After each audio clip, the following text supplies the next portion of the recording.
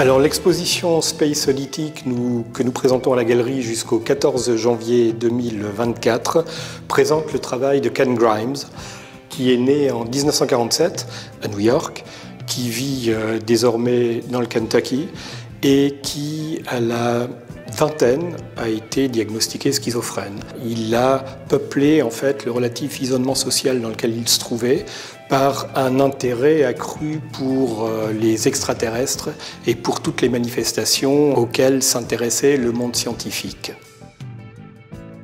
Alors Ken Grimes s'est employé à nous prendre à témoin des différentes manières dont les extraterrestres pouvaient se manifester à nous. Ici, manifestement, il est question du contrôle qu'ils pourraient exercer sur nous sans qu'on le sache. Dans cette œuvre, par exemple, que je pourrais qualifier de métaphysique, il se représente lui, seul, perdu dans cette immensité sidérale, avec une question qui l'angoisse au plus haut point. Serions-nous les seuls êtres intelligents dans cet univers ?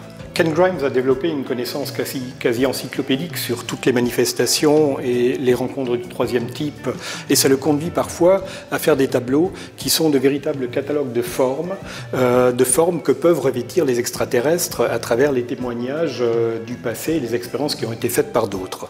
De la même manière, dans ce tableau, on voit ici qu'il est cerné par une quantité de symboles qui ont eux aussi étaient prétendument relevés sur l'observation de soucoupes volantes.